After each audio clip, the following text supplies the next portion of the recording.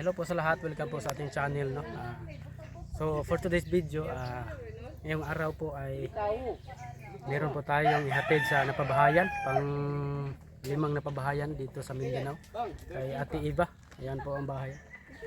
So ito pong mga grocery, galing po ito kay Ate Nancy, no. Maraming salamat po talaga Ate Nancy sa pagbigay mo, patuloy na pagbigay ng mga suporta lalo na sa napabahayan mo dito sa Mindanao. At maraming salamat Ate Nancy, God bless po sa inyo. At ito na po yung mga bigas at grocery na bilhin na po natin. So ihatid na po natin sa pang-5 napabahayan, no.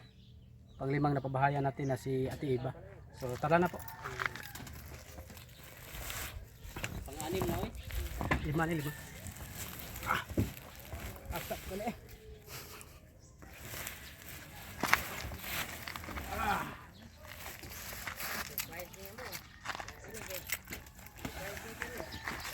So tara na po, ihatid na po natin.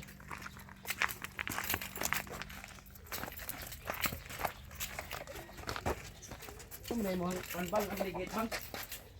Oh, dati ba? Galing po kaya tinansin niya. I-update kayo kung kumusta na kayo dito, ang isang kalagayan niyo dito. So anong masasabi mo nga patuloy na pa rin ang pagbigay ng mga suporta si Ate Nancy sa inyo? Magandang tanghali po, Ma'am Shen. Salamat sa binigay niyo sa akin ng grocery at saka bigas, at saka hindi ko talaga inasahan na darating pala dito ngayon si Boy Gahe, na surpresa talaga ako dahil pumunta sila ngayon dito. Ma'am Shen, maraming salamat dahil kahit papano matagal-tagal na hindi nakapunta sila Boy Gahe dito, at least bumalik sila dito sa bahay. Ito na pala yung bahay na pinagawa ni bahay Ma'am lang, maganda Shen. na. So ayan po, ang masasabi ko lang po ay maganda din ang kanyang bahay.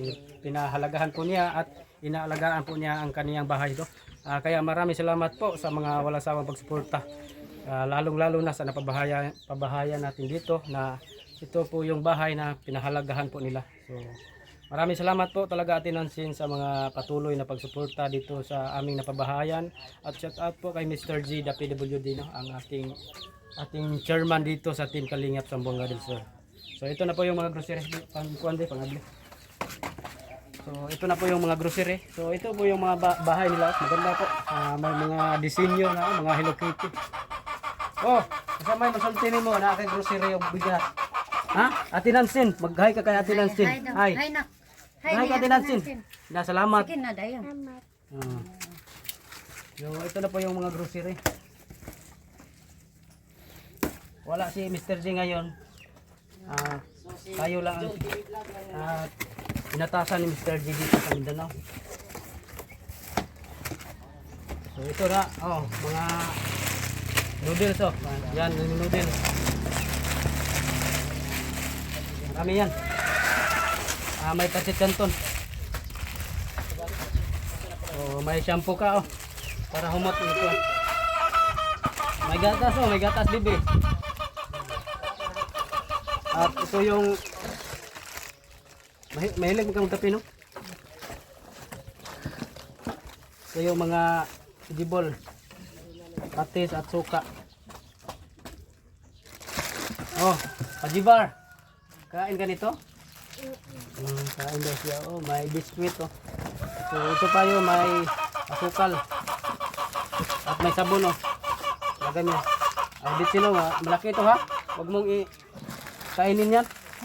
May asin, so may karne norte. Ito pa yung may mga dilata. Dilata.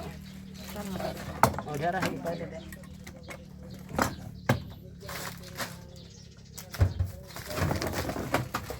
Ay, ipon labay. Kaya ba yan? Dito, ha.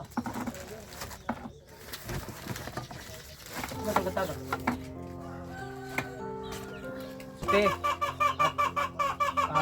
Mag-update kami sa inyo kung kumusta na ang mga bahay na mga pinagawa namin. So ayan lang po ang masasabi namin. Maraming salamat po kay Ate Nancy sa patuloy na pagsuporta dito sa aming napabahayan. No? Thank you po na marami Ate Nancy. More blessings and God bless po sa inyo. Sana tuloy-tuloy pa rin po ang aming pagsuporta dito sa Mindanao. So, Bang, anong masasabi mo? Ulit? Anong masasabi mo ulit? Maraming salamat Ma'am Shen sa binigay mo sa akin ngayon. Sana marami pa kayong taong matulungan kagaya ng mga mahihirap. Sana wala po kayong sawang magtumulong sa mga tao, Ma'am Shen. Ingat kayo palagi, Ma'am Shen. At saka kay Mr. G, hi mo idol. Kahit nandyan ka sa malayo, tuloy pa rin ang pagtulong niyo dito sa Mindanao dahil sa mga Team Kalingap, lalo na kay Boy Gahe. Maraming salamat, Mr. G. Ingat ka lang dyan, Mr. J. At saka umuwi ka na dito sa Mindanao. Hindi pa uuwi si Mr. J pag maka 100,000 kay subscriber na po siya, no? Congrats, advance congratulations, 100,000 na malapit na po. Sana po patuloy na po rin nyo pa rin suportahan si Mr. J para makakuha po siya ng silver button. So ayan lang po, huwag nyo kalimutan mag-subscribe sa aming YouTube channel at sa Facebook page. Yung mga kasamahan natin, si Jason Katambay, si Ronel Birondo, si Binder TV Vlog, si John TV Vlog at si Jarex TV Official. So hanggang dito na po aming video at ipapakita ko pa rin yung mga sa loob ng bahay nila dito at may kusina nila, may mga tabil na mga kortina. So ayan, may lamisa na. So maganda po ang kanilang bahay.